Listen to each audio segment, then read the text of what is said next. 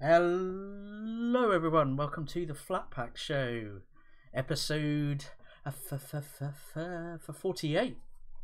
Well, technically 49 because 48 was last week on Switchpoint's channel because of a technical mishap. How is it? Well, I like to call it a half an episode. Don't worry about it. It was a DLC episode. How is everyone? I'm good. I'm good. We've got Rabbit Sensei Gaming in the chat. He said groovy tunes. I like it. So yeah, it was a little intro that I sort of spliced and cut down, sort of edited a song from. You'll have to guess what that's from. Anyway, I'm of course Flatmeister. We've got Switchpoint. What's up, guys? Just staying groovy. Groovy. We've got Nerd Waffle. Rocking that beard and fedora. Yeah. I mean, wouldn't you eat a waffle with a full-grown beard? Baked on it? I got maple syrup stuck in my beard. I got maple syrup stuck in my beard. And we've got the Talking 8 Ball from Scotland. It's oh no, I've doxed you. It's Crumple Point. There's no such country as Scotland. It's a conspiracy. It's all been made up. NASA's lying to you. There's only one house in Scotland, and it's Crumple Point.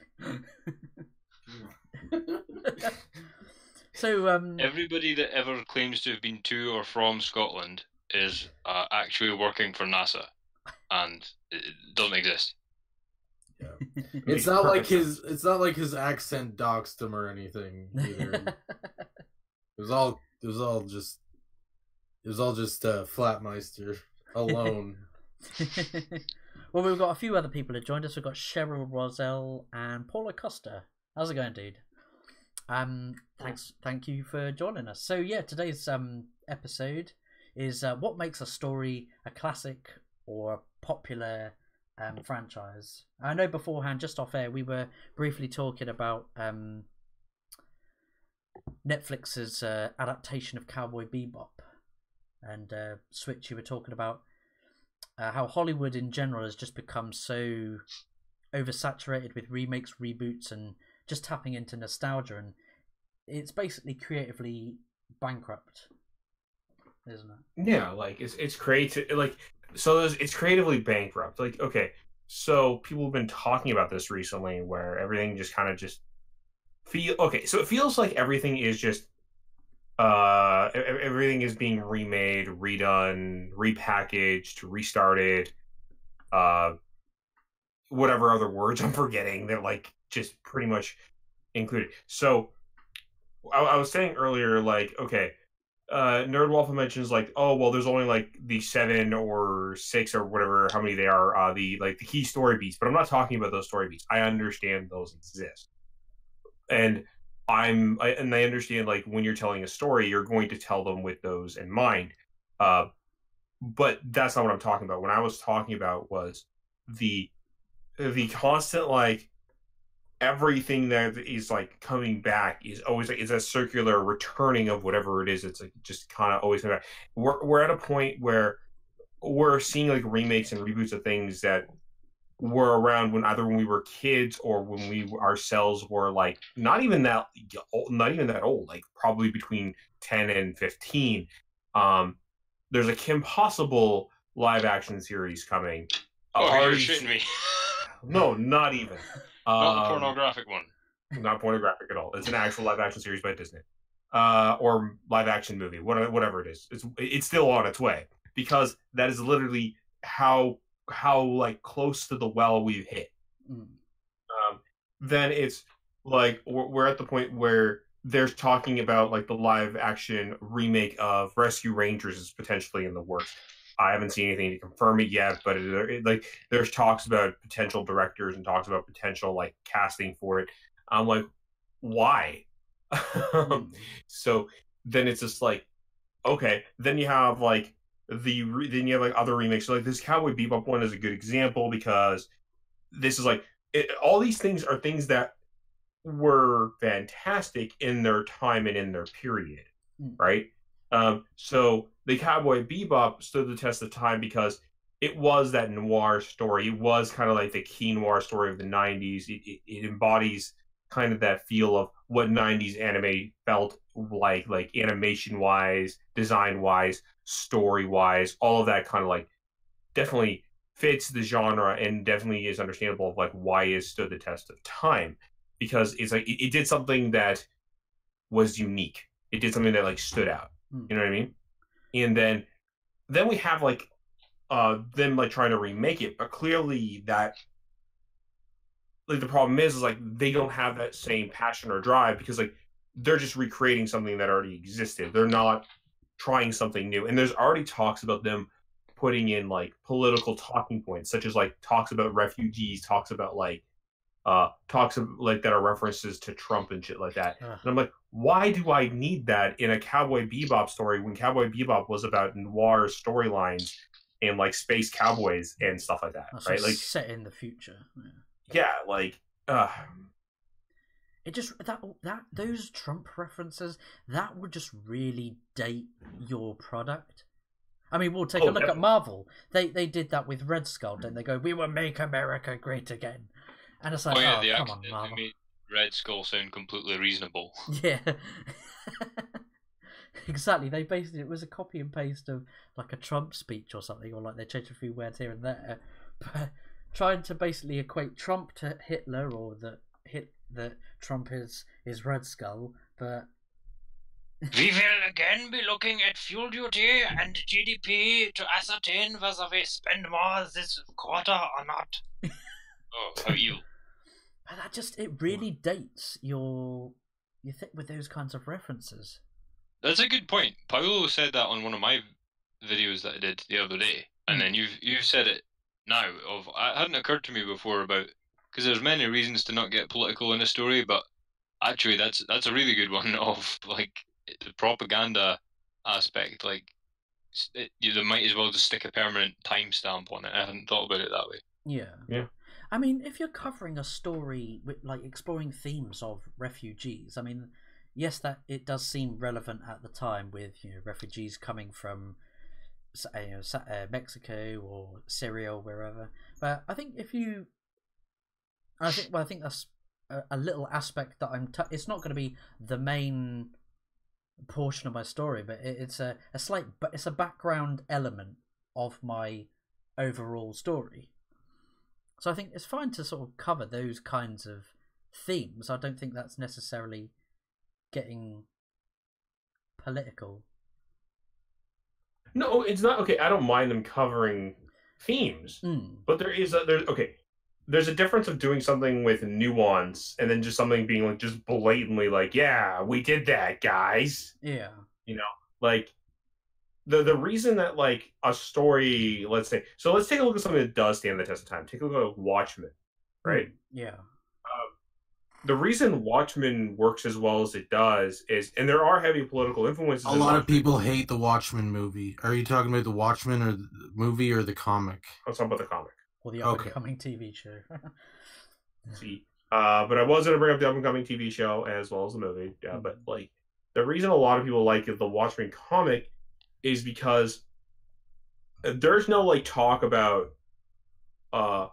what's like. There's no overt this is right or this is wrong. Like the story of the characters is well beyond whatever political spheres are happening. The political spheres are all background things that we know about, such as like Nixon being president, such as like the nuclear powers and things of that nature. Like, Cold War. All that is background information because we're constantly reminded that, oh, well, Night Owl is not the original Night Owl. He took over the mantle from somebody else. And that Rorschach is like a jaded old man now that just kind of hates the world and doesn't know how to move forward in life. Scarlet, like the Scarlet Spectre or whatever her name was. Silk Spectre, isn't it? I think. Yeah, Silk Spectre. Sorry. Yeah, she's becoming like she's getting older and she's starting to hate herself because she's like she thinks she's becoming more like her like mother who was terrible to her kind of thing. All these things are more important than the political sphere happening in the background to us as readers. And but you know, like it's one of those things where also we're never told what is exactly right or wrong with the politics in Watchmen. We just know like all these political things are happening in a weird background sense, right? And so like we know that some people like we bring in something like Ozymandias who says, "Oh, politically, I think I'm correct when it comes to certain things," but it's never pushed upon the reader of he is actually correct. Even the other heroes don't try to tell him whether he's wrong or right. They just indicate he's pushing things too far, you know? Yeah. Like it's a lot of things are going on in the book. So then you have the Watchmen movie. Now, a lot of people just didn't like because it didn't adapt some things correctly. I actually kind of like the movie, but like this is a different thing entirely. There are some things that like he just didn't do quite as thematically as the comic could have done, and I get that. Now, well, actually, it did things better thematically. It didn't do exactly what the comic did. The thing is that the ending had to do with nuclear energy, which is a common theme within the book, as opposed to a reference to what was going on at the time in the 80s, which was people were afraid aliens were going to invade, which had very little to do, some maybe, perhaps, with nuclear energy, but I don't know what Dr. Manhattan would have had anything to do with that, like aliens. As opposed to something like a nuclear sort of situation going on, which plays in with the Cold War and stuff like that too. Yeah, they did a funny thing with the Ozymandias power source, whatever it was. How he's got infinite energy or whatever it was, and like this was Alan Moore being more overtly political than usual in that story, where he was like. Remember, he's talking to the oil magnates, and they're all like, oh well, you might want to make all this free energy, but the world can't just shut down off oil overnight. Blah blah blah blah blah. And they have this big exchange, and Ozymandias obviously comes off better because he's meant to be the visionary and all that. And it's like when you actually think about it. Alan Moore's great indictment of these fossil fuel people falls flat on its face when you remember that Ozymandias is a fictional character who has fictional infinite power, and we live in a world where we don't have infinite power, and so those guys actually are right. So the one time he was like, or one of the few times he was like overtly hammering politically, he just made himself look like an idiot.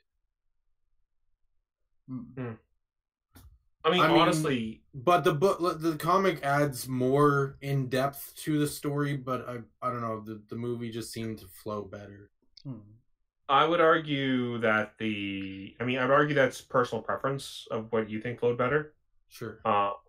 But sure, if you think the movie flowed better, that's fine. I mean, honestly, I think that the comic flowed better personally, but that's just my personal take. Yeah. So, but they were doing research into the backstory of the alien. It just seems really random and out of place. That's all I'm saying. But okay. That again, that's a personal take. I can't take that away from you. But like going into like the new Watchmen series, where they literally don't seem to have any connection to the original Watchmen. They're talking about making it more related to current political trends and more, and they're not even going to follow any of the characters, it seems, from the movie or from the comic. There's talks about trying to make it more in a modern take, I guess, or something. So it's just going to be in name and concept only, in which it's deconstructing the vigilante superheroes. Yeah, like, and apparently there's talks about like the main characters will be cops or something, and it's supposed to be like they're a reference on how like the current political sphere and Trump and how Watchmen was always something of that nature or something. I'm like, wait, no, you're misinterpreting the point of Watchmen then. Yeah. Now, like that in and of itself is see, but this goes back to the point, right? Like these things that stood the test of time. Like, Watchmen was something that was different. It came from Alan Moore. He originally wanted to do it with existing characters, but then was given the task, well, no, make your own idea. So he made his own idea, made his own characters based off of existing characters instead. I can tell you to some degree what each of these characters is based off of, right? But I can also tell you that because Watchmen was such a good story, these characters stand up on their own without you having to even count on that connection to those other characters.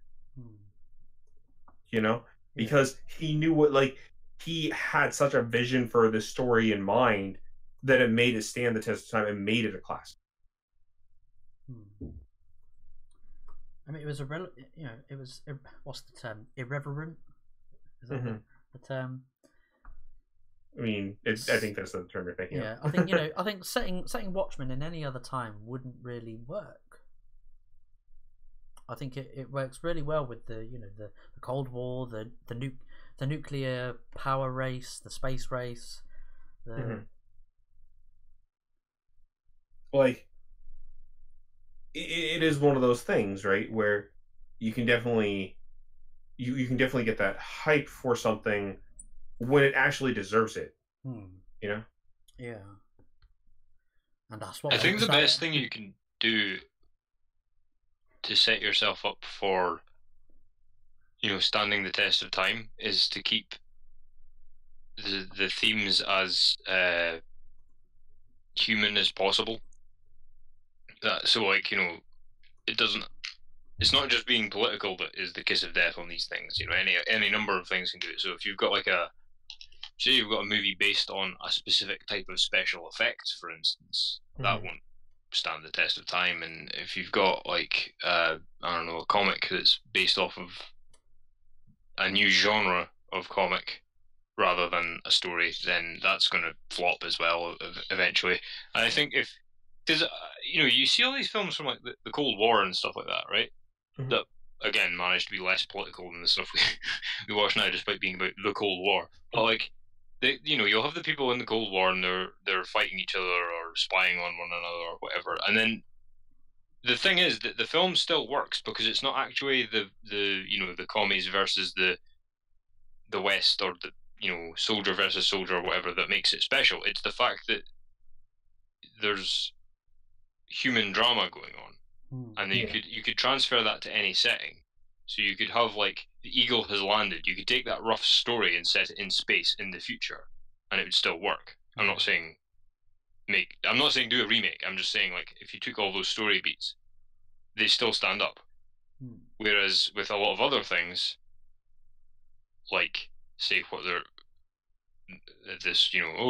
Trump's America stuff, like you say, it just sticks a timestamp on it. It doesn't really speak to anybody on any particularly deep level, and it'll get forgotten about in 6 months. Yeah, honestly, and I mean, let's take a look. What? Okay, so a story is a classic or something that's popular, right? Why does Mega Man stand the test of time? Right, a platformer, an old game that actually you can really play over and over again. Or Mario, why does he stand the test of time? How come I can any new Mario game comes in, but somebody goes and tells you, "Hey man, you want to go play Mario 3?" Oh dude, yeah, Mario 3 was awesome. I'll go play Mario 3 again. Yeah. Right? That's because the game was whimsical. It was fun. It stood out. The designs were crazy. The characters were I don't know if you could say relatable, but they were definitely something that makes you say, I know who Mario is, I know who Peach is in this game, I know who the other kings are, I know who the characters stood out. Everything stood out. Well, I mean, a lot of people do, on Twitch, they do speed runs of old Mario 64. Those games stand the test of time because people like to really push themselves to the limit to see, because they enjoy the level design and the layout of the platforming sections. Yes. Right. Go ahead. Sorry. Yeah, that's all right. I finished. I was basically going to repeat myself. Oh no. But I mean, yeah, that's exactly the point of it, right? These are, this is what makes these things like it's the same thing with Mega Man, right? When Mega Man 11 came out, that one is popular again because it took what worked for Mega Man like from the past, but then added new elements to make it feel like its own game, such as like this time stop in the power up mechanic, because of the gear up mechanic that's introduced in this game. But like you can then talk about how awesome those old Mega Man games are, like Mega Man 3 introducing the dash, and then Mega Man and then Mega Man 4 introducing like the power, the charge cannon and all that stuff, right? Each of these not only does it like introduce something new, but it also introduces the fact of what like you're adding elements to the platforming and things of that nature that make it like why this game stood the test of time, right? I can go back and the tight controls of Mega Man are still the same tight controls of Mega Man. You know what I mean?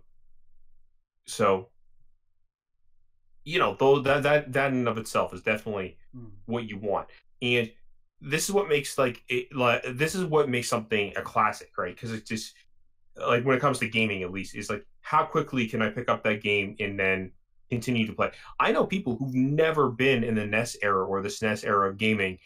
They go and play those games and love them just as much as we would when we were kids, right? That just proves why these are classics, because it's just that easy to pick them up and play them. So I was gonna to just get back on track with what makes a story a classic. I was gonna bring up Alien, the original Alien movie, and really the story is it's space truckers. They're in space, they come across an alien, they get picked off one by one. And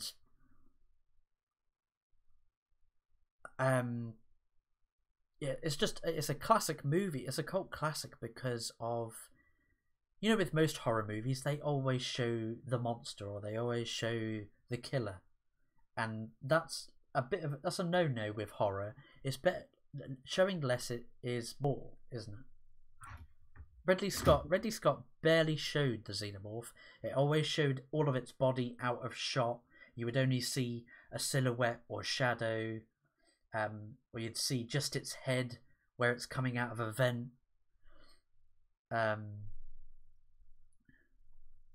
Less is more, and that's what made the xenomorph scary. I know with Alien Resurrection was just Joss Whedon's screenplay. But, it works because it works. I think what was the tagline for the original Alien was "In space, no one can hear you." Right, like that was. It added to the tension because like the whole point of the movie is the tension is the biggest point of this movie, right? You can't see the monster, but the monster's taking over. Like that, it's slowly picking people off, right? Yeah. You hear it, and you hear it in the vents or like in the background. You get little glimpses of it here and there. And the motion detector as well was a really good. It's a prop within the movie, but it also serves as like a as part of the story. It's creating tension and suspense. Because of that noise of that beep. And then you have that like the inevitable scene of the like when we actually see the xenomorph's face, and then the actual like the mouth opens like right to like Ridley, right at the penultimate part of the movie, and then you're just like that part right there, like because you're already so invested by that point, and when that part happens, you're already sold. Right, you don't need anything else. Right, and the best part about it is a very slow / quick scene at the same time because like it just kind of happens, and then we try to move forward. Right, it doesn't linger too long. It reminds you that like this thing could have killed her at that point, and it just didn't. Yeah, that end bit, it was almost like that's it. She starts to get undressed, doesn't she? She puts Jonesy in the stasis tank, and then it's almost like it's being voyeuristic, like it was watching her. I know there's with H.R. Geiger's design of the xenomorph, it has a lot of sexual connotations with its design. Yeah. And sort of carrying that over into the whole sort of character of the xenomorph. Mm-hmm. Yeah, it's definitely sort of that voyeuristic where it's just watching her, and then that's something I take the piss out of Ridley Scott for now. Is like after Alien 1, it's like that's his formula. It's like make it look roughly like a penis and a vagina at the same time. Add teeth. That's a Ridley Scott horror film. Like every fucking thing he does is just got that. Like it's like a little tick box. It's not even. I was laughing watching what was it called, Prometheus, for that reason. Because I was just like, we should play a drinking game every time a dick with fangs runs across the set. Take a drink, kind of thing, because that's what all the things will look like, aside from the gigantic white dudes, obviously. And that's pretty much what ended up happening. I don't think I ever saw in The Martian. I don't think there was any penises or vaginas. I mean, there might be a secret one somewhere. Matt Damon. So I mean, like, well, Crumple, you and Nerd have been kind of you and Nerd Waffle, be kind of quiet. Yeah. I'd like to know, like, what makes like a story classic for you two, honestly. Nerd, do you want to go first? I've spoken more than you. I would honestly say two things to start with, and it would be failure and perseverance. Perseverance. I'm pronouncing it wrong. Yeah, you said it right. Perseverance. Perseverance. Tomato, potato. Nelly Furtado. No, I'd say like I'm listening to all these awesome things, and I'm like thinking back to, you know, when they were getting off the ground and stuff, and I'm thinking about a lot of different properties that are popular and stuff, and it just really took some time and a few failures along the way. Like, you know, I'm thinking like my favorite movie of all time, if there's ever a Nerd Waffle trivia, this is the answer right here for Nerd Waffle's favorite movie of all time. That is It's a Wonderful Life. And everybody knows, a lot of people know It's a Wonderful Life, and it's like a classic. It's considered a classic, and it's like that movie flopped in theaters even back then. It flopped hard. Yes, it did. Holy shit, I had no idea. The thing that kept it going was perseverance, in the sense that they just got the movie cheap and was able to play it every Christmas for you know, next to nothing. So it was something they could run. You know, that and A Christmas Carol. I mean, obviously Christmas Carol was a cult before that, but they got those couple movies and a few others probably at the time cheaply, and it was something to throw on so they could all go home and spend time with their families. And just keep rerunning them, kind of thing, throughout the couple of days during Christmas. But like perseverance, like it took a long time for people, you know, for it to be sort of something where people watched on Christmas Eve or Christmas or whatever, and over time it became a classic. Now, not everybody knows about it. These days people don't really care for black and white films, and so people get turned off by the idea of black and white films these days. But, you know, you can even say that movie that plays at Christmas that's black and white every year, and people are like, oh yeah, I know what that is. Just perseverance and just keeping on going with it, you know. And, you know, even look at Mario. It didn't start off the way we have it today, you know, and Mario has had some failures along the way. Let's look at actually Rocky, I mentioned this in Twitter earlier, is Rocky's another classic, and it had some failures, but it had perseverance involved in it too, because Sylvester Stallone was rejected so much before the movie was even made, and he just kept going. If he didn't keep going after some failure, we wouldn't have the Rocky series, and you can look at a lot of different things, and it's easy to say, oh yeah, this is a great thing. I remember playing this as a kid and stuff, and this is such a great thing now that I really enjoy, and it was made years ago. Like, yeah, but back then, how was it? Back when it came out, how was it perceived?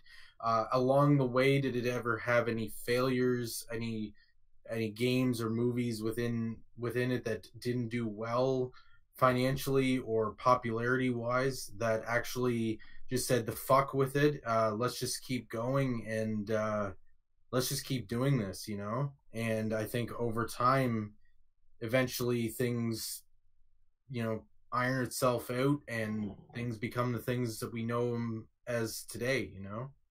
There's maybe something to that as well, like if you get rejected from a studio, you'll take the rejection, but you're always going to go back over your work and edit it after the rejection. Even if you're not given a reason, you'll know there's something wrong with it. And maybe that process is what makes some of these things so good. Not all of them, obviously. Like Wonderful Life, that wasn't, a rejection matter. But like with Rocky, maybe every time he got rejected, he went back and tweaked it a little bit, and then it was perfect because he persevered, like you say. But every time he was knocked back, he changed something, and maybe that's what it takes to make something that excellent. Yeah, superheroes are no exception. When they started out, people didn't understand them because there was no superheroes around. Like when they had comics, but comics were very different. So even looking at what Stan Lee said of people saying that they, didn't take his early work seriously because they were like, oh, you're drawing pictures, and, comics are for kids and stuff like that. And if he had just said, even though he had already finished it and was putting it out and stuff, because that's the thing too, is it doesn't have to happen, the rejection doesn't have to happen beforehand. It can happen during the journey too, and if he had said, well, shit, people aren't perceiving this great, I should just stop right now, because I'm not being taken seriously, or people don't like this. I think that we'd be, I think, look at all that would be erased, and I think that is a key to success. And it's like, it actually goes to Ray Bradbury too. He said, if you write a story every day, one of them has to be a success. And I firmly believe that I think that if you keep trying and you keep trying, everything you do, everything you touch, everything, every story or every little section of something, I'll be watching you, might be a failure, but everything can't be a failure. I'm sure, like I'm planning on releasing my comics soon, and it's, some people are going to love it, some people are going to hate it, and even if it's well received, I might make a really shitty issue that nobody likes, and it's not going to stop me. I'm just going to keep going with it, and I think everybody needs to do the same with their materials. And I think people, sort of small time creators, haven't, I see it on Twitter all the time too, where it's like, I think I should just give up because my work looks terrible and stuff like that. It's like, no, just keep going. Perseverance is key to success, and I think it's key to withstanding the trials of time. because time is rough and it just keeps hitting you, and you just got to keep getting up and just keep trying different things and trying the same thing and reworking things and, you know, trying again and keep going with it, you know? Yeah. So I don't know. That's what I think makes a popular thing. I think that's what makes sort of a classic, you know? Mm. Classics don't start out as classics. It takes time. Mm-hmm. I mean, I agree. Classics don't always start off as classics, and I do agree it does definitely take time. And you know, like I think my point of view is more along the lines of my point of view is more along the lines of why do they feel the need to adapt something that already exists and then just retell that rather than try to make their own ideas, you know? And I know it's not easy. I get that. I really do. But at the same time, I'm like you say, persevere, you know, keep trying. Eventually that one of those ideas will hopefully, like, you know, hit that mark. Yeah, maybe it's that lack of perseverance that's made things so stale, in fact, because people are so afraid of a failure that they're not taking any risks. So they're just making you know, like this thing that's kind of this vanilla flavored heap of homogenous stuff that everybody will kind of like. And we don't get like those crazy moments of absolute excellence anymore, you know? But I mean, it still happens, of course, but I think, you know, there's obviously not one answer, but I think that the perseverance aspect definitely works for a lot of it. I think another thing that was essential was kind of something we were talking about before in another stream, which was the thing about a fan base. I think that if you can get enough, it doesn't even need to be a huge number, but it's how enthusiastic they are. So if you can get a certain number of people to be super enthusiastic about your story, then they'll keep they'll keep the legend, so to speak. Because I mean, you've got to be trying new things, and you've got to have something new to say, and all that. But if you can get your fans to really engage with the thing, and then they'll keep it alive, so to speak. That means you can keep it going yourself. So you could have a series out of it, or you could even just inspire a new bunch of creators as well. There was an interesting thing recently, actually, with that game Super Hot. Yeah. I was just checking. That was a bunch of Polish designers that were trying to win a competition. It was like who can make a game in like, it was like 2 days or something. Oh, like a game jam kind of thing. Yeah, and they actually all loved the ideas in it so much that they wanted to just make the game properly, so they did. And then they're making a second one now, and it's I think it's like almost a year behind schedule. They're still working on it, and they're still keeping everybody up to date with how progress is going. But the fans are still buzzing for it because they did something that was so ballsy and so, you know, unique. And I don't mean unique in the sense that nobody has ever done anything like it before in any way. I just mean unique in the sense that a person is unique.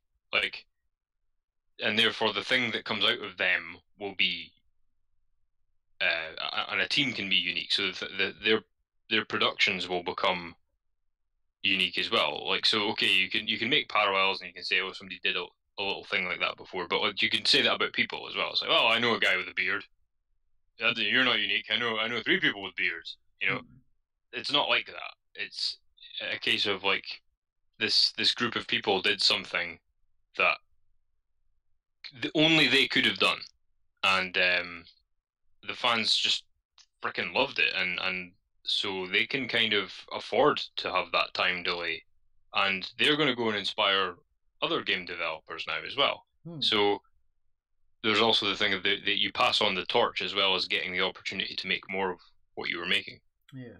So that's one thing. I'm sure there are many more that we can go over, but that's one thing I think that is essential for a timeless brand. Yeah. Is there any other like any favorite game or movie of yours that is a classic story or classic story to you, Crumple? I would say like you've got series like the James Bond franchise, for instance, and you've got Lord of the Rings, and kind of timeless and they're classics. But for me personally, I'd say The Dark Knight Returns is like legend status as far as it ticks all the boxes. You know, it's got that fan base. It did something pretty unique. It tells a story that is very human. It does it in a very archetypal way. It explores new, new ways of using the constraints of the medium, and then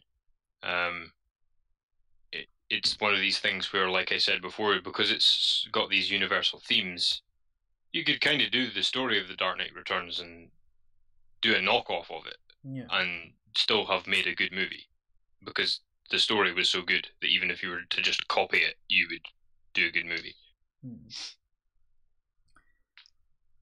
So I was going to say, would you say the Deus Ex series is, a classic? Yeah, definitely. They're interesting as well. See, games are funny because you've got the thing with games is it's not just the players, it's the other developers, but then you can also make actual software and engines. And we didn't really see anything. It's happened in cinema, but not the way it happens in games. Like, if you think of bullet time from The Matrix, and the way they did some of the rigging in The Matrix, and then that affected other action movies in a massive way. That sort of thing happens in gaming all the time. Like somebody will make a new engine, like Unreal Engine 4, for instance, and like just the engine, no story, no aesthetic, no soundtrack, nothing. It's just an engine, and that engine and the possibilities that it has inspired people. So if you imagine that engine combined with a good story, combined with good gameplay, combined with good voice acting, you're off on a runner. Like gaming is really strange and cool for stuff like that. And Deus Ex did a little bit of that because it had the gameplay and the new ways of doing level design, and they didn't do too much of it, but they tried to have something resembling a branching story, and that inspired a lot of people as well. So all that stuff. Yeah.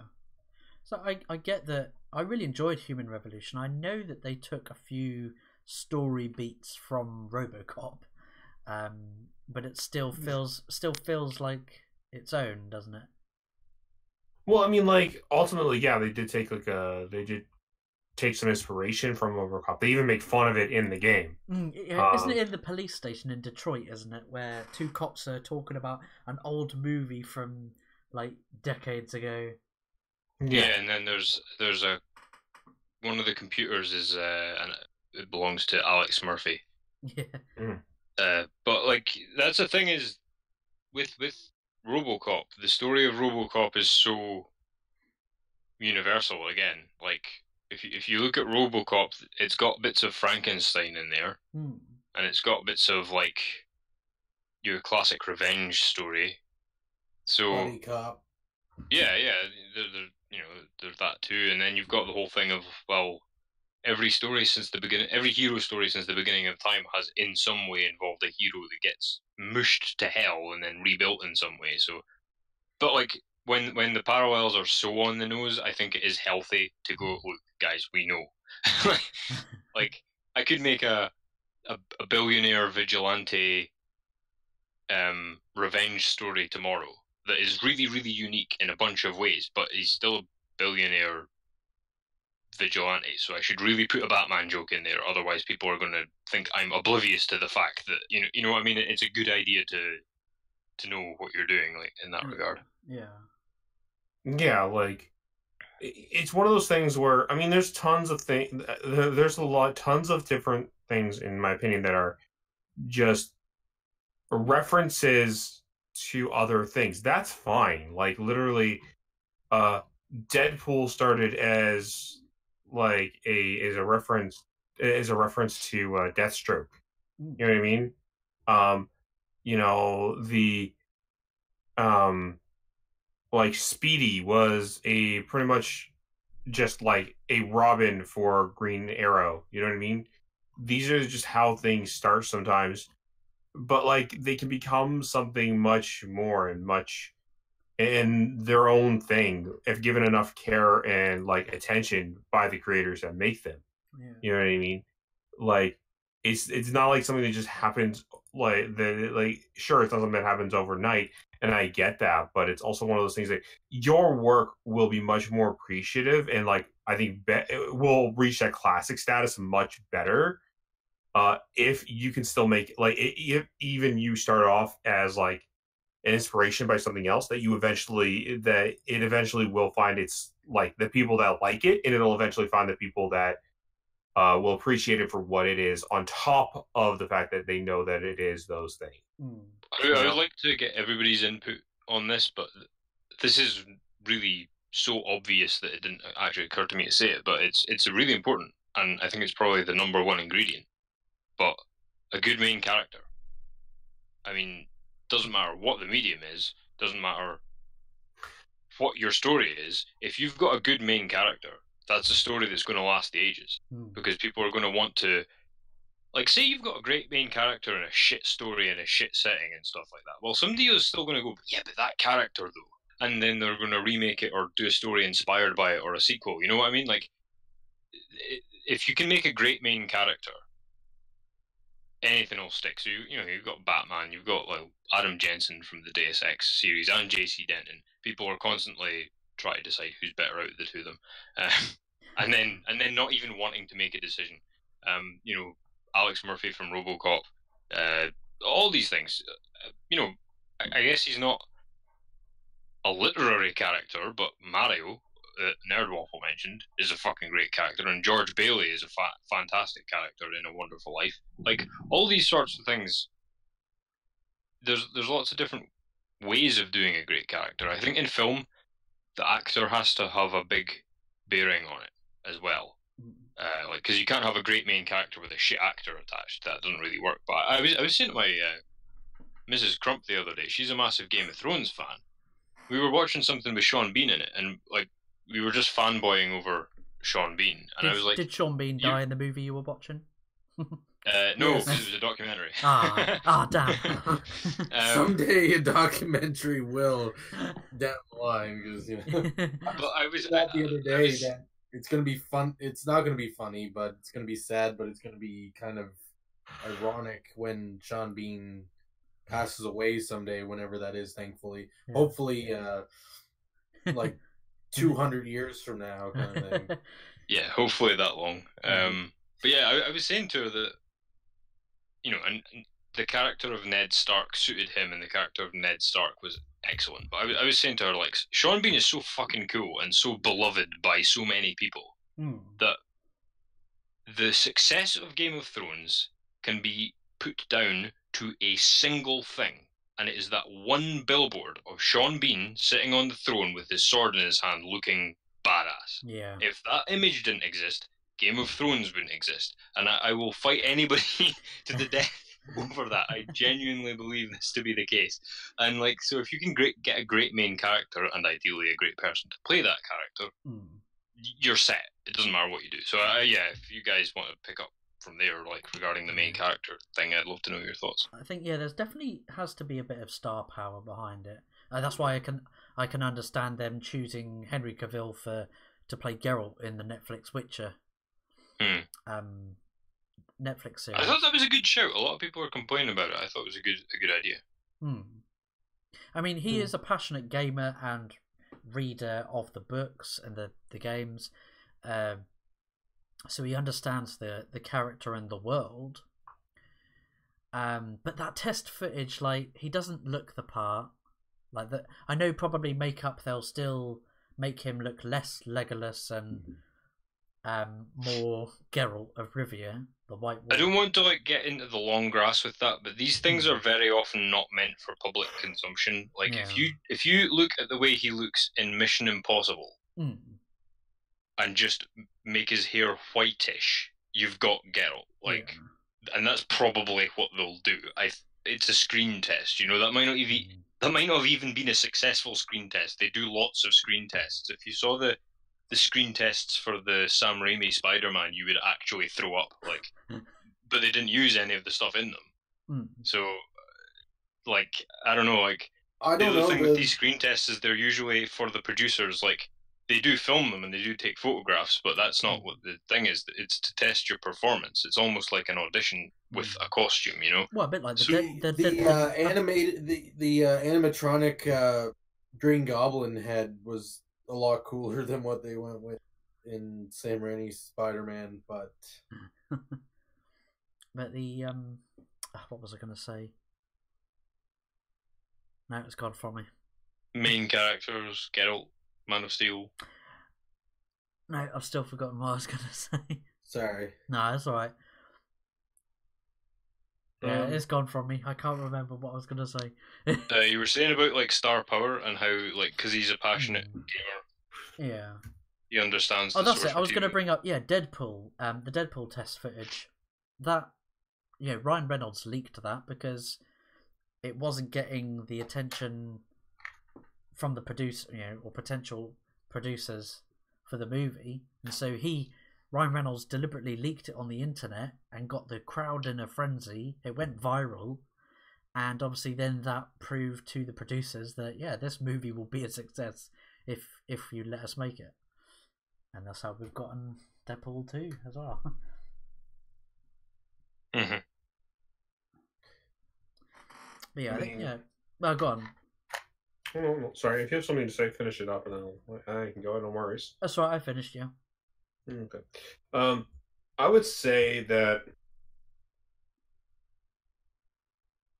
I mean, star power is helpful. But I don't know if it's the be all end all. I mean, like I'd say like there are characters there are like characters that were played by complete nobodies, but just do get lucky, and then we do see definitely like that their natural charisma, their natural or their natural like talent in that role or whatever it is makes them stand out definitely.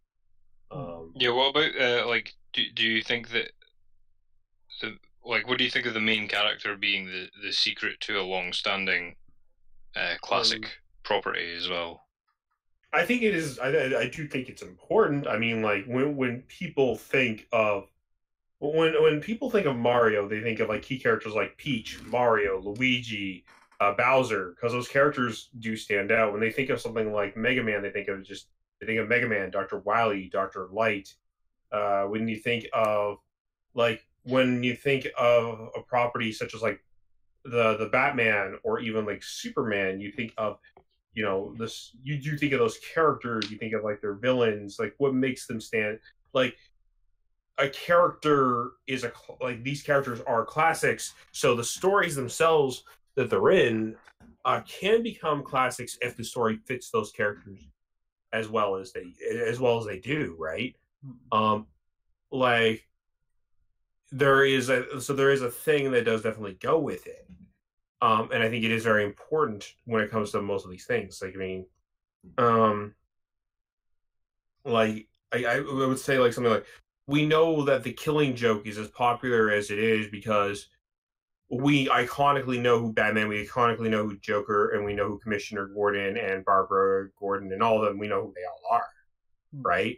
So these are strong characters, so that the impact of what happens in the story is much greater because we know those characters and we have an idea of what they've gone through, at least to a degree, before we read that story. So when we read that story, the impact is that much stronger and makes that story stand out even more. Yeah, I agree.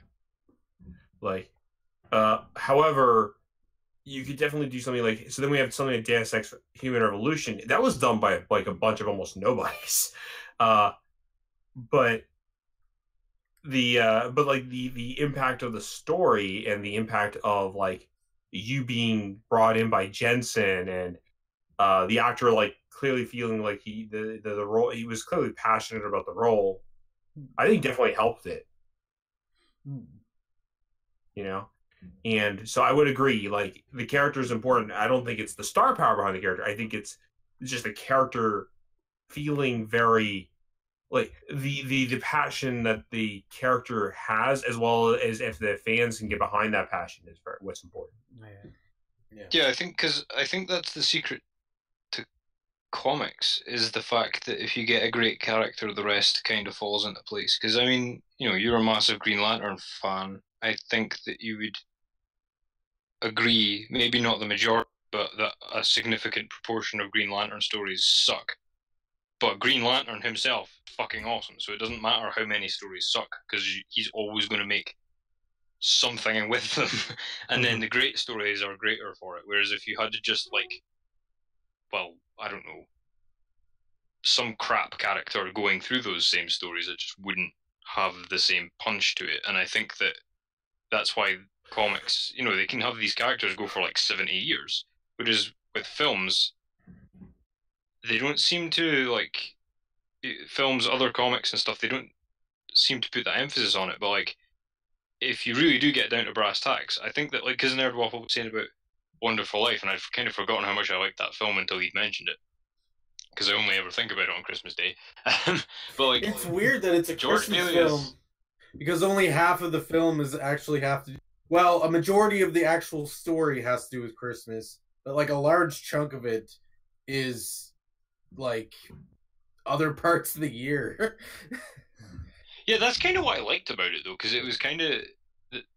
I think that Christmas is a good time for things like that to come to a head and you to go through that mental exercise, but he's going through it as a fucking life event, you know? But see, that's why I like it, is because it's one of my favorite movies because when I'm having a shit day, I can put it on and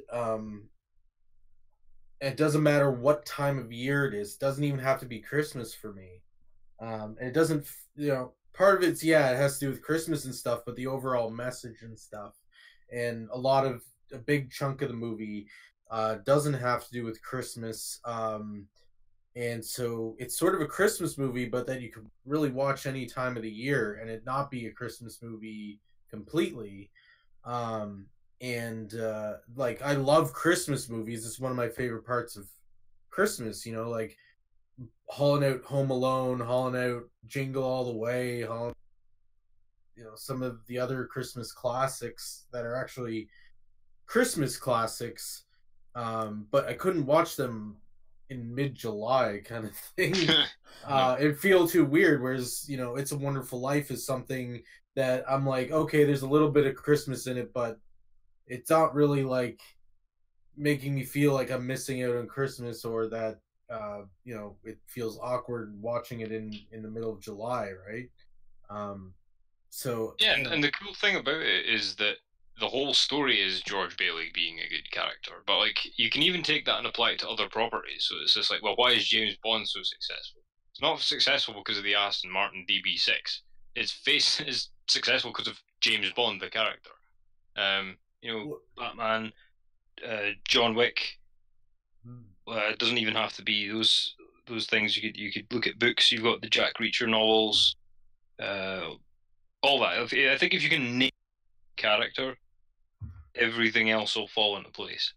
Well, you've still got good classic stories that don't have great main characters, but I think that if you can get a great main character, that's all you need.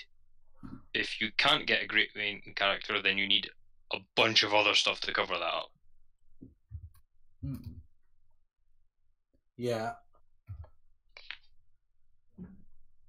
I mean, I agree with that, for sure.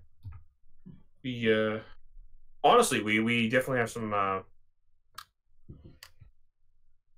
you know, and we definitely have some good points to make here because I mean the character is definitely very important. I mean, like, it is also very, it is also kind of like what stands out with a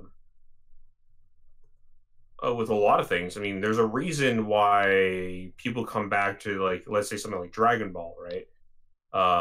You have characters like Goku, Gohan, Piccolo, like characters that people really like. Vegeta, right? Well, that's a great point with Goku, because when I was little, it was Goku I really liked, and they didn't use him enough in the series, and that's why I stopped watching it. I think that like they did eventually, like in the original series they used them a lot. The idea of Z, like Dragon Ball Z though, and like because I basically wanted the Goku show, like that's what I wanted, and that's kind of like, anyway, yeah, I wasn't trying to contradict you, but I was kind of like the fight. Z's an interesting beast, because Z originally by Akira Toriyama was supposed to be the passing of the torch story. He was originally supposed to be him passing it over to his son Gohan, who was supposed to take over the legacy. That's why at the end of the Frieza saga, Goku is originally in the original storyline. Goku is supposed to have died, like becoming the Super Saiyan, right? And then like Gohan would have taken over and become like the next hero, right? That's also why at the end of the Cell saga, why Gohan defeats Cell and not Goku, right? Yeah. And then again, Goku sacrifices himself. Like, you can definitely tell that's what Akira Toriyama intentionally wanted, was to pass the torch over to his son, to Goku's son, Gohan. And I think a part of me is okay with it, because I was like, this makes sense, right? It's like this. It's supposed to be this. It's supposed to be this legacy of like Goku can't always be there to save the world. Somebody has to be there.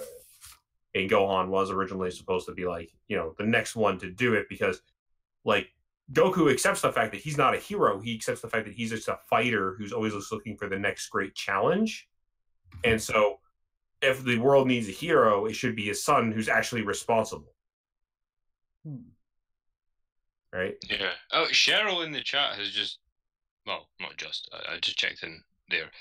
She made a good point about there's got to be an audience to appreciate it. Like, I know that sounds like a cop-out, but it doesn't make sense. Like, there's so many things that are only appreciated later on because the audience wasn't there at the time.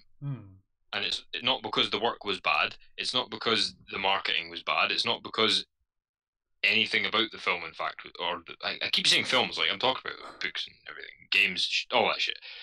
Nothing about it was bad, but it was poorly received for whatever reason, and it's because it didn't reach its audience, or the audience wasn't there for it to appreciate it. And if you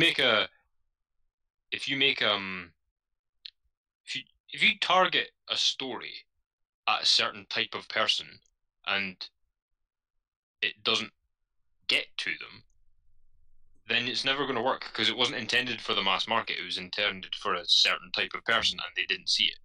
Like we talk about examples of stuff like that on the show all the time, but I think that's a good point. Like, I think some people try and use it as a cop out. Like, you'll hear critics say that all the time, like, "Oh, it didn't find its audience," and that's usually a cop out. But I think that it is true as well, even though it's not always used truthfully. Epic Trilogy brings up a good point of characters and story, but also visual design is very key. Like, I was gonna bring that up, was like concept with a certain visual style. To a movie or video game or whichever. Well, I mean, I think that's true. Yeah. Well, I mean, no, definitely. Here, I'm gonna bring up some examples of like things that really just stand out visually, that you can distinctively just put them out, right? Like I can distinctively tell the difference between like Batman to Superman to Mega Man to Mario to Sonic to like Pokemon to even like Dragon Ball, to like, none of these things you're ever going to like purposely mistake for the other thing. You know what I mean? Like, even like Deus Ex to like The Fifth Element, right? You're not going to mistake those. They have very distinct styles and visual appeals that each of them stand out to. You know what I mean? I'm a big believer in that. I think if you can make an aesthetic that that is not even just unique, but is good, then you're gonna like that was the thing that started. You know, you mentioned Human Revolution. That was what started Human Revolution. Was the aesthetic first. That was one of the things that blew me away. But the guy Jean-Jacques Bellotet, he was like, no, I want to establish an aesthetic. They called it the Cyber Renaissance event eventually, and he says, and the aesthetic is going to be the core for the whole story, and everything in the like all of it, the gameplay, all of it, and he worked on that for something like a year and a half before the game even entered development. And they thought they were going to have to just, you know, scrub the whole thing, and then this is where Nerdwaffle Perseverance comes in. He was like, no, look, just we'll be fine. Just stay the course, and they got it. You know, he compiled like, you know, his mood boards or whatever it is these people do, and they made this aesthetic, and it fucking launched. And like RoboCop has that, Blade Runner has that, yeah, Deus Ex has it. Fucking for all its faults, Harry Potter has it. You know, pick your poison. So just to answer your question from a while back, because I don't know, I guess I didn't quite answer yet. I don't know if everybody else went or not. Oh yeah, go ahead. Yeah.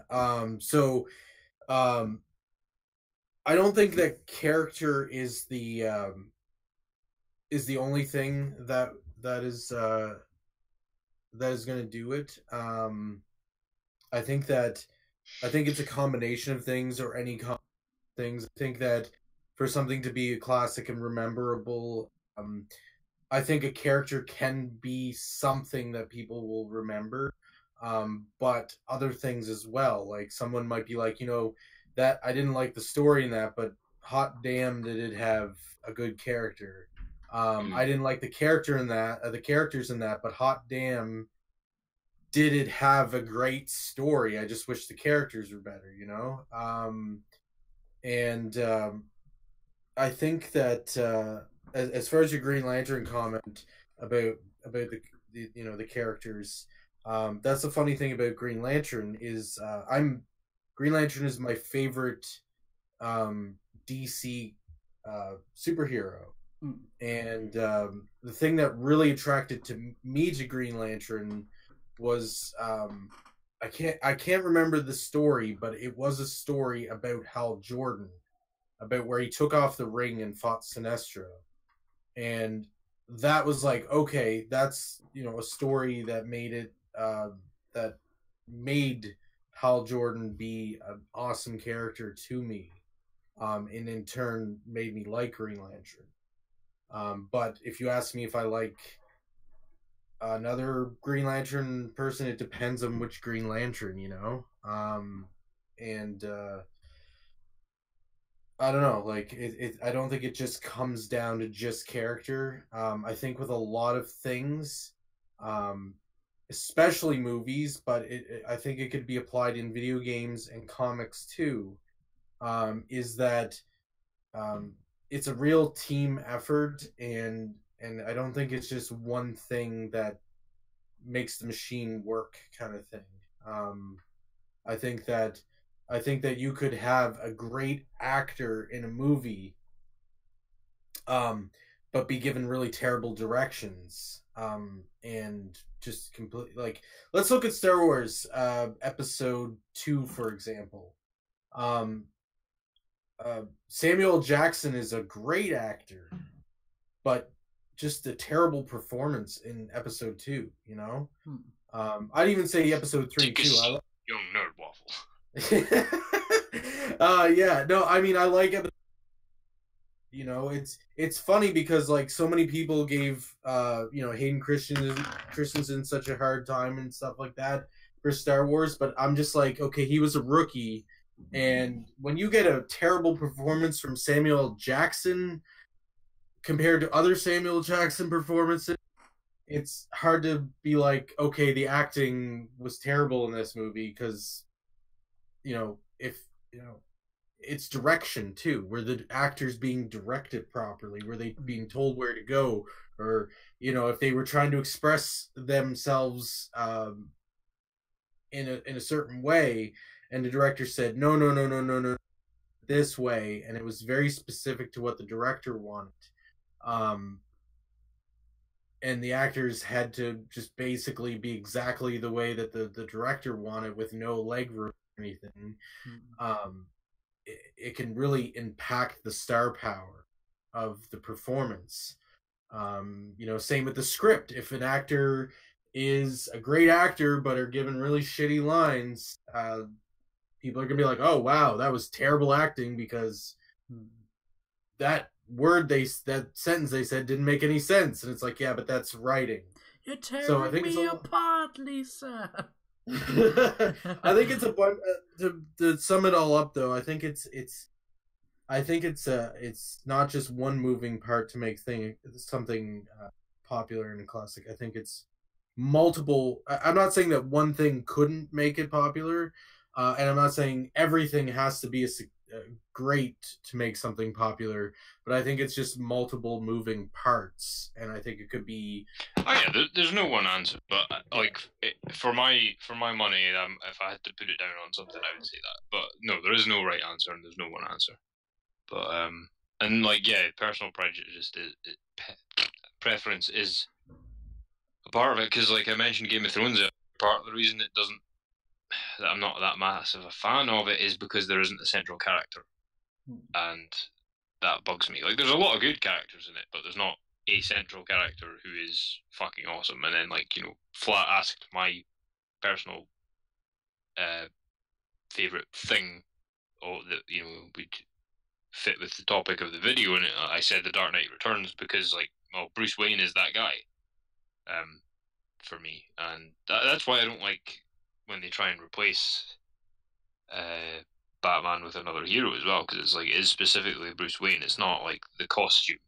It doesn't matter what Bruce Wayne is doing. It's actually him as Batman that's important. They even did they did it in Arkham Origins. They had a DLC for that where he's not even in the costume. It's like a training thing, and it was fucking great. Like, I never played that. I watched a YouTube video of that.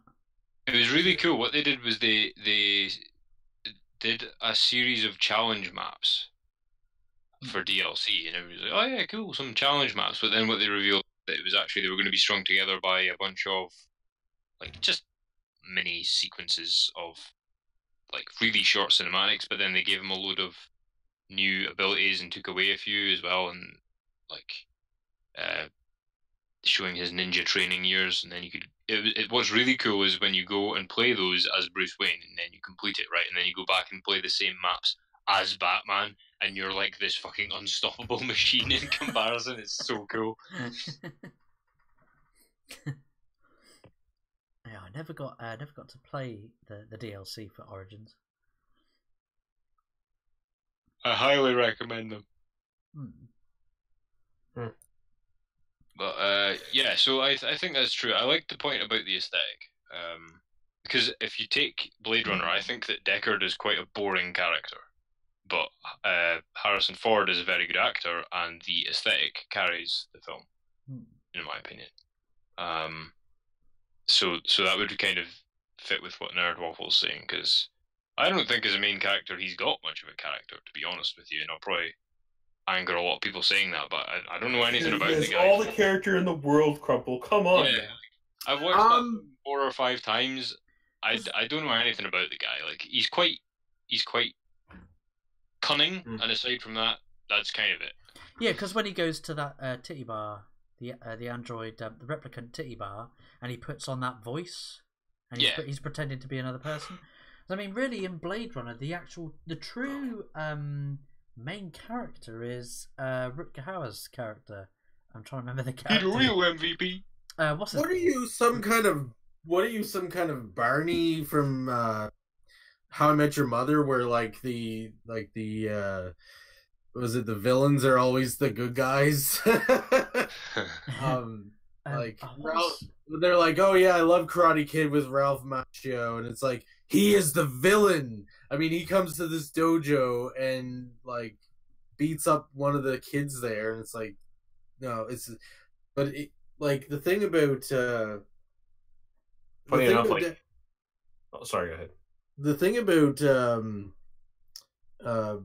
Blade Runner's character, he I don't think he's supposed to be over the top. That's the thing. Like, he may not be an over the top. Like, he might not be like a energetic character or whatever. But I think he's supposed to be sort of the mysterious detective noir detective kind of character.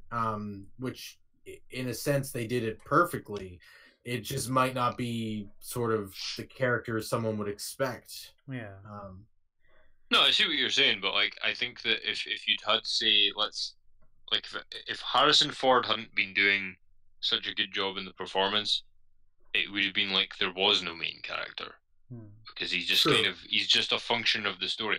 And I've seen people say about Deckard that the whole point is that he has as little choice in his life as a replicant does, and that's the point, and that's why he is the way he is. But it's like, that I agree, and that does service the story, but you could have still given him more character. But like, given that he doesn't have much of a character, yet the film is still iconic, that kind of holds up your point that you made of, like, if you can establish a good aesthetic, good story, a couple of decent themes, then that will be enough, and you don't necessarily need a Darth Vader type character, Yeah. Oh, that's it. It was Roy Batty was Rutger Hauer's character, wasn't it? Yeah. In Blade Runner. Yeah, I would say that Roy Batty is actually the main character in Blade Runner. He's trying to extend his life and the life of his other friends. And this asshole just comes along and wants to ruin it for them. That's why I love that line at the end. Was it Gaff is his name? And he says, because Crumple, you said about that Deckard doesn't really live much of a life, does he? And Gaff even says about Rachel, he says, it's too bad she won't live. But then again, who does? That is everyone really living a full life in this dystopian futuristic hellhole? Are any of us even human? I'm not. There's a couple of sort of visual jokes in the Peptis challenge that are related to Blade Runner that I didn't color the damn thing, but when I eventually get round to doing that one day, Bar's eyes, how they're kind of square and they're robotic eyes. I don't know if you noticed, because it's difficult to tell with black and white, but they're meant to be gold colored. And the reason that they're meant to be gold colored is because of the replicants. Oh, and the little glisten, yeah. Yeah, and he was based like partly on the idea that I had earlier of like, well, you don't really need much of a character in a story. Just have the guy doing his job, and that'll do it. That'll do the rest of the heavy lifting for it. I've kind of got more of an idea of the character now that I've worked on him a bit more, so that didn't work.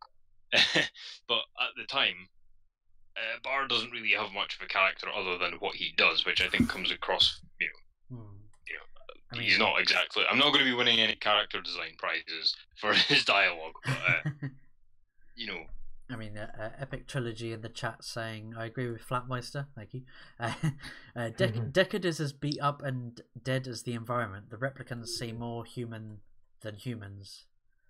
That's what I love about Blade Runner is that replicants, they seem more human than humans. Developing all these human emotions and such. Fuck human emotions. I'm just kidding. Uninstalling human emotion. Are you admitting you're an NPC, Switch? Switchpoint.exe has crashed. Maybe I am.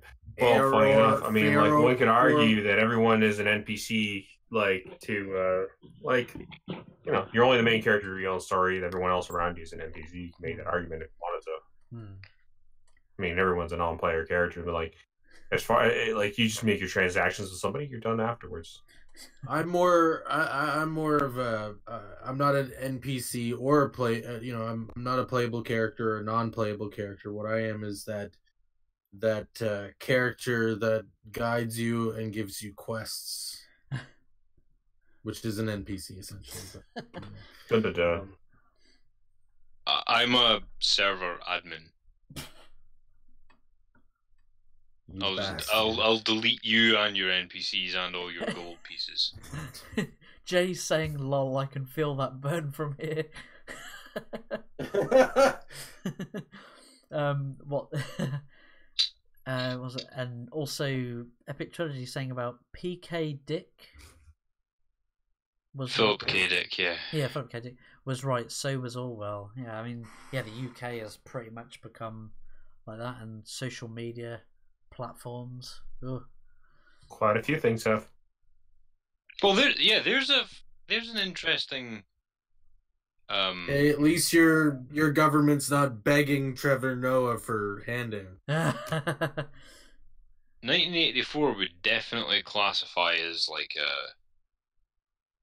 standing the test of time. That's for sure. But again, like I know that it's a deeply political story, but it's also just this is the thing that makes me kind of sad that people don't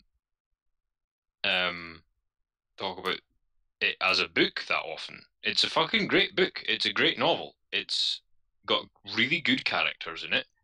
You're constantly on the edge of your seat reading it. You can't put it down, and it's really beautifully written as well. Like aside from all the Big Brother unpersoning newspeak stuff, of course that's fantastic.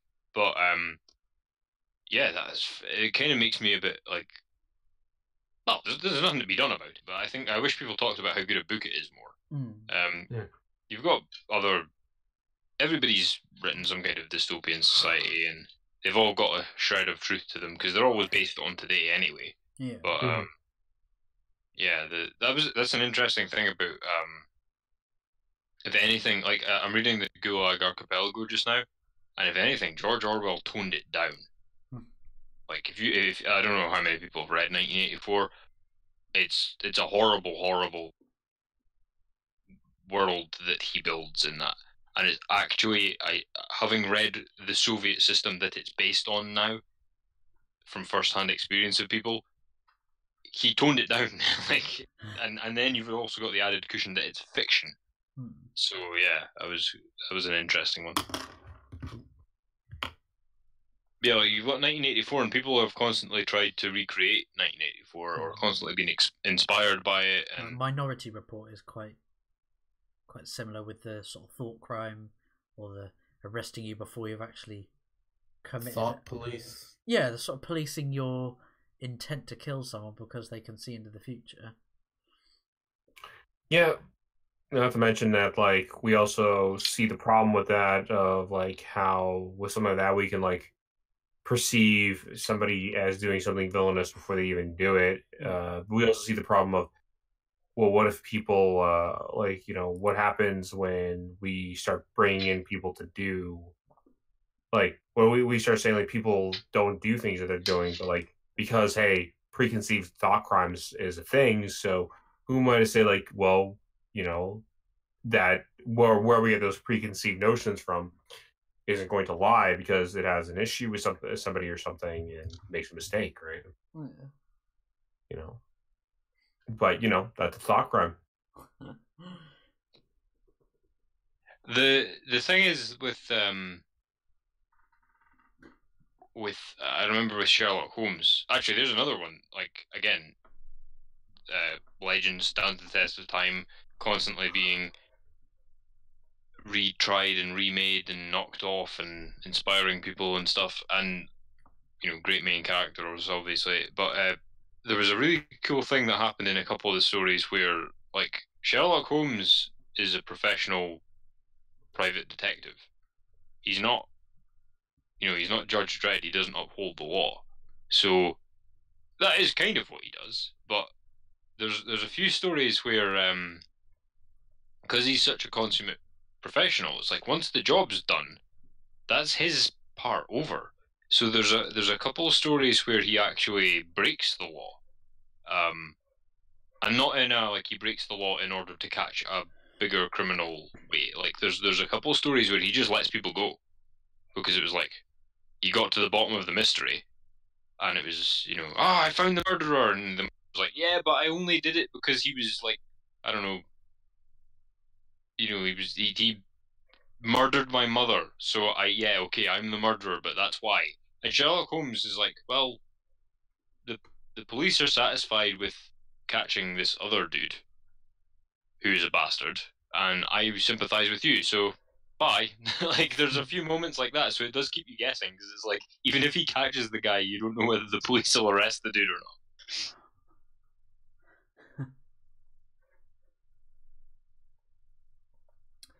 So it's like, you've got the Minority Report thing of like the pre-crime, and then you've got like with Sherlock Holmes, it's like, well, he likes solving crimes, but he's not really got any particular opinion on the law. I need to watch that again. I got that on DVD somewhere, and I got loads of movies to catch up on. But I think we're at just before the hour and a half mark. Should we go to final words, guys? Yeah. No, but let's go to Final Jeopardy. No, I'm just kidding. Final Jeopardy, Nerd Waffle. What's your final? For $1 million, Alec. What is Geraldo? I don't know. So sort of final words on making a story classic or popular. How to grab people's attention to your product, whether it be comic, movie, or video game. Well, honestly, I think we found like a lot of things that can make something a classic. It's more than just character, more than just aesthetic. It's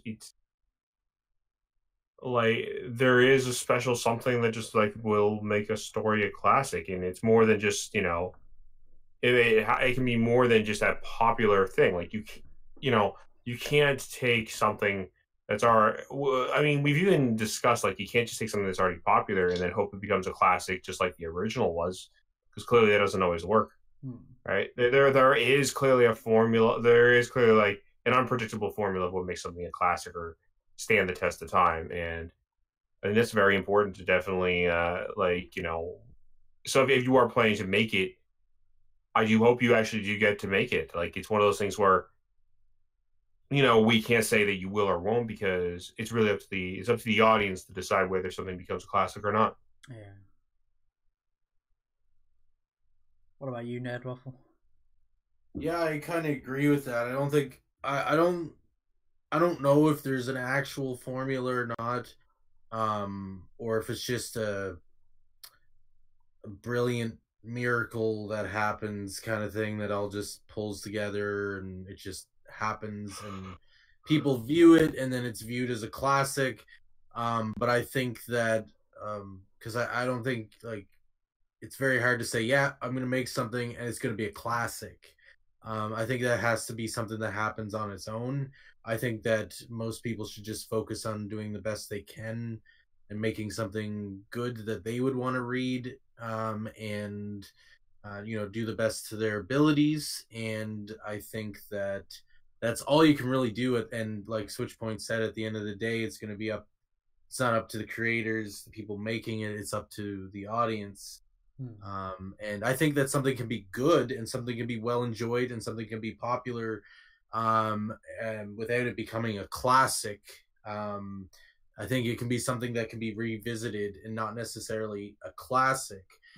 So I don't think people should focus too much on it being popular or classic. I think people should just focus on doing the best they can do to make the best they can and promote it and hope for the best.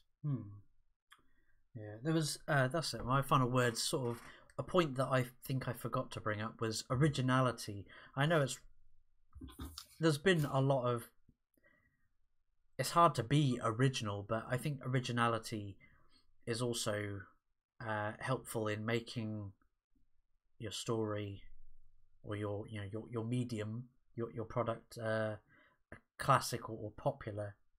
I think people are sick and tired of like we were talking about earlier, with reboots and sequels, threequels, prequels, remakes and reboots. People are sick and tired of that. They want something new and original. So, and I think Cheryl Roselle just said in the chat as well about having it can have an original start, but sometimes has to change with the times, whether that's characters or storyline or anything else. Yes, that's my final words. It falls to you, Crumple. I would say that you guys have quite adequately laid out why you can't pre-plan these things. You can't just go, right, do I want to make a normal story today, or do I want to make a classic? I'll make a classic. Right, how do we do it? Like, you can't, it doesn't work like that. But if you want to happen to make a classic, and you want that little miracle, the best thing to do is have passion.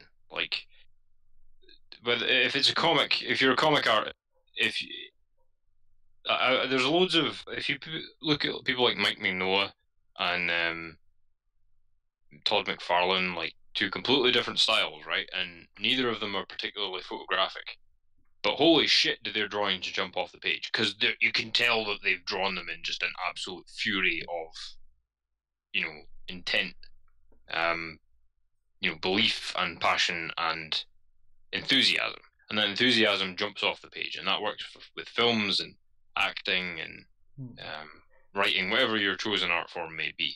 And so if you want to make a classic, I think passion is an absolute must. And I think that everything that we've discussed in the show so far requires that enthusiasm and that belief in your work, whether it's the perseverance aspect or the originality or the uniqueness or the characters, the aesthetics. All of these things require enough passion and enthusiasm and dedication, because you can't just there's going to be days where you don't even want to get to bed. You certainly don't want to work on anything that day, but you don't get the option. You're going to have to be dedicated to the story, so that even on the days where you're not feeling it, you're still going to get up and work on it. So yeah, I'd say passion and dedication to what you're doing. And if you have those things, it's not a guaranteed thing that you'll have a classic, but if you want to make a classic, it has to have those things. Yeah. Some good words of wisdom. Alright guys, well that's been episode, I know I said it was episode 48, I think it's technically 49 because of the last episode on Switch's channel, but don't forget No, that's cheating. You don't get to just bump up the episode count like that. No. We've already agreed. Last episode was just a side dish, not even. It was 47.5. It was a little a cock tease side dish. It's exactly, I mean, we had it Switch's channel, so it's exactly what Switch is, which is a side piece. He's switching it up. Pretty much. I'm just kidding. I think if you count like the times that we did, like there was the cursed stream, then there was another cursed stream, then there was the one on my channel, the one on Switch's channel. I think like if you added all these various things up, we're probably well past the 50 mark now. Yeah. But we're only going off the official referee verified numbering, and it's 48.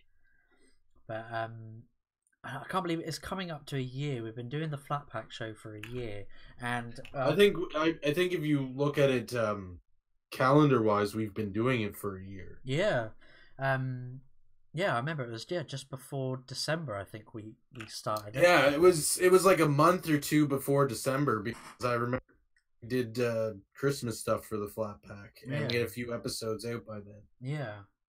But I want to thank you three guys for you've built this this show. This show belongs just as much to you three guys. This is I got a question. Did we build this city on rock and roll? I mean, probably 20% on rock and roll. Some concrete and some death metal. Yeah, Switch did an audit last week, and we accounted for 20% rock and roll factor. Fuck! Just destroy it all and rebuild, right from scratch, rebuild it. Come on. But I want to thank you three guys for helping me build this show, and I want to thank everyone that's supported us throughout this year. Want to make sure that we get more people watching. It's been a gradual sort of creeping view count, or the people that tune in, whether they tune in live or watch this later. And obviously don't forget to check out the Flat Pack playlist that is on my channel. I do need to remember to add the prior episodes to the playlist, sort of these past few ones. But yeah, once again, a big thank you to everyone that tuned in for all your support. A big quick shill to Crumble Point. Go check out his Peptis challenge on Draw Me in Comics. Is that right? Yep. It's on that. It's on there. Go to. I just remember it because it sounds really dirty, like paint me in one of your comics, like your French superheroes. I always read it like Draw Mine Comics, as in like the German. Draw Mine Comics. Oh god, we're gonna get banned. I mean, am I not banned already? So yeah, definitely check out his Patreon. It's what, $2 for your Peptis challenge first issue? Yeah, it's $2 on there. It's if anybody becomes a patron on my Patreon, I send them a copy, or if you want to PayPal me instead, I will email you the PDF as well. Yeah. We've got Nerd Waffles Robot Zero comic, which is I think it's out now, isn't it?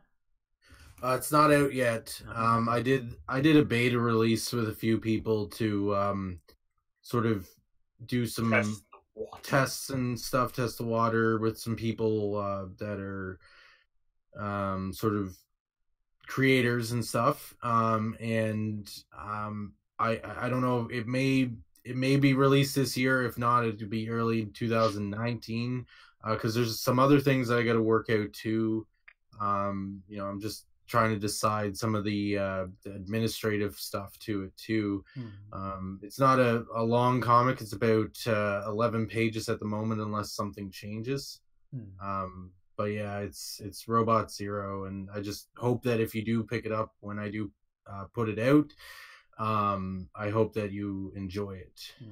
And also to shill Switchpoint, does a lot of photoshopping and memes. He makes meme templates that you can sort of take away and Photoshop to create your own memes and such. But yeah, definitely give him a support as well, because they are always really funny. I post a lot of stuff on Twitter. If there's any like cutouts or edits that I'm capable of doing, you can definitely ask me. I'll see what I can do to set it up for you. And as Crumple Point said in the chat, please remember to share the links, peeps, as we are all in the Twitter and YouTube sin bins. Sharing the links to the show is the best thing that anybody can do, because we're not commie friendly. Things are worth listening to. You don't need to listen to them live to enjoy them. I mean, it's obviously better, but you don't need to. It's not one of these things where it's just a bunch of guys randomly talking about whatever shit has happened that day, and if you miss it, then there's no point. We try and make these relatively focused, so people can enjoy it anytime. The best thing you can do, Patreons and shit aside, is to just share the thing, because Twitter and YouTube do not promote our stuff. It's not politically correct. It's not. We're not big enough. We're not commie friendly, are we? Yeah, no, not at all. And we're also not big enough. Like not all of this stuff's political, and not all of it is to do with political incorrectness and all that. Some of it is just like they seem to be pushing the bigger channels just now, and we're a bunch of small channels trying to make it in a big channels world. So if you could share the links around, that would be immensely appreciated. So with that, and if you don't share them, I will. You'll what? You cut out then, Crumple? Well, considering he's an 8-ball, he'll scratch and then you'll lose the game. you went, I will. And then you just literally cut out. It's like, what? You've left me in suspense. Well, what are you going to do? That's the threat, is the suspense. You don't know what he's going to do. It'll all happen off camera. Trust me. It actually happens. Crumble Point beats us all before and after the shows. I mean, it's quite enjoyable, but that's beside the point.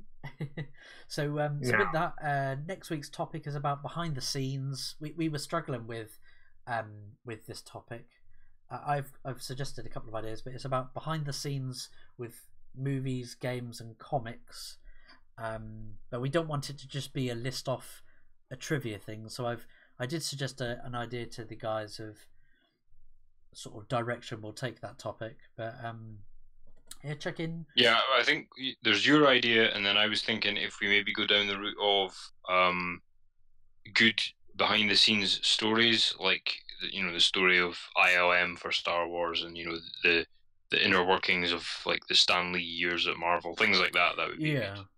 Yeah, that's really stuff. I guess that are stories on their own but happened in real life. So don't forget, share, subscribe, bell ticking, jumping through hoops BS that YouTube makes you do. Don't forget, Flat Pack Show is every Wednesdays 11 PM GMT, that's 6 PM Eastern. It's been me, Flatmeister. It's been Switchpoint. Yo, Bubba. Switch. Yo, Bubba. It's been Nerd Waffle. Remember to hug the person next to you and keep it toasty. And it's been Crumple Point. I'm going to cut out now. Take it easy, everyone. Bye.